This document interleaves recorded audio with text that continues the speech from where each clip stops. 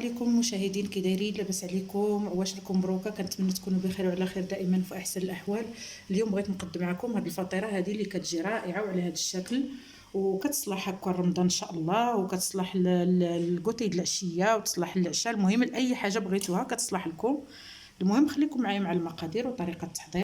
مع المقادير ديال هاد الخبيزه اللي كنديرو في الفران، كنديرها في اللاطه. كندير فيها البصله مشلوطه كما كتشوفوا.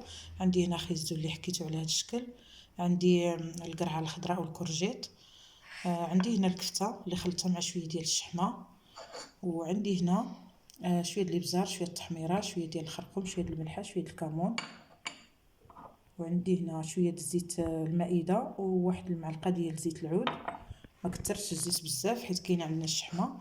المهم كنديروا هاد العناصر حتى كيتقلاو، وكنضيف عليهم هاد الكفته ديالنا مع صافي. غير الكفته اللي غادي نضيف نخليها. هانتوما المشاهدين كنخلطوا العناصر، كنضيف التوابل، كنضيف شويه الزيت فاش نقليو هاد الخضره هادي صافي. كنخليوها حتى كتقلى شويه وكتنزل لينا الخضره، وعاد كنضيفوا عليها الكفته اللي خلطت معها شويه ديال الشحمه، ماشي بزاف غير شويه. كنضيفوا الكفته ديالنا على هذا الشكل، كنفرطوها شويه وكنمسوها باش ما كتجيناش كتجي مقطعه مع العناصر الاخرى بهذا الشكل هكا. كنحطوا عليها صافي حتى كتنسجم لينا العناصر، وكنخليوها حتى كطيب وكنطفيوها. نتوما المشاهدين بعد ما ضفت شويه ديال المعدنوس اللي نسيت ما قلتلكمش في الاول، صافي كنخلطو مع هاد العناصر حتى كيشرب هاد الشيء الماء ديالو، والكفته ديالنا كنحسوا بها طابت صافي كنطفيو. مشاهدين ها العجينه اللي درنا هنايا، عندي هنا الطحين فورس، وعندي الفينو، وعندي شويه الملحه، وعندي الخميره باش حيت الخبيزه هذه كتخمر كنديروها في الفران. المهم حتى نعجن وغادي نوري لكم. فرقنا ديك العجينه على جوج القطع. المهم وحده غنديروها من التحت نفرشوها، وحده غادي نغطيو بها من الفوق. كنطلقها على هذا الشكل، كتجي على القياس ديال هاد اللاطه هذه كما كتشوفوا هكا. غادي نفرشوها من التحت وغادي ندير الحشوه وغادي نغطيها من الفوق. المشاهدين المهم كنبقاو نبسطوها على هذا الشكل هكا. دابا كنجيب الحشوه ديرها بيدي.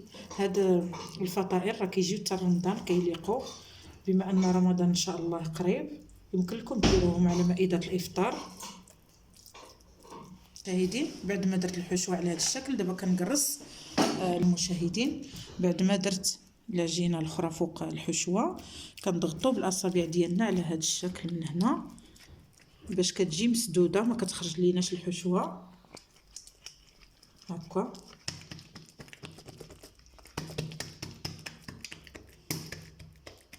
صافي وكنديروها حتى كتخمر لينا حيت فيها الخميره.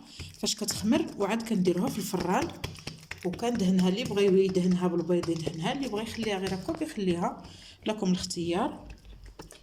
صافي دابا غادي نخليها تخمر مع دابا بارد الحال. يمكن لكم تسخلوا الفران وتطفيوه وديروه في الفران، ديروها باش كتطلع فيها الخميره. متابعين العزاز بعد ما خمرت لينا نتوما كتشوفوا هي كتبان خامره. دهنتها بشويه ديال البيض ودرت عليها شويه ديال الزرارع كما كتشوفوا هكا، وكنتكها هكا بالفرشيطه باش ما كدير ليناش فقاعات. صافي كنديرها في الفران ومن بعد كنقطعوها وكنقدموها. المشاهدين ها هي الفطيره ديالنا كتجي على هذا الشكل وكتجي مقرمشه كما كتشوفوا. انا غادي نوري لكم كي جات حتى من الداخل، جات رائعه. ها نتوما المشاهدين كنتمنى تجربوها على هذه الطريقه هذه، وبمناسبه قدوم رمضان ان شاء الله كتجي سهله واقتصاديه، ويمكن لكم ديروها في اخر فرصه. المهم واخا ما يكونش عندكم الوقت بزاف دغيا غادي ديروها وتوجد لكم. وما تنساونيش باللايكات والاشتراكات، واللي ما داخلش القناه ديالي يدخل عندي. الله يجازيكم بخير باش يوصلكم كل جديد ان شاء الله. والى فيديو مقبل ان شاء الله. والسلام عليكم ورحمه الله.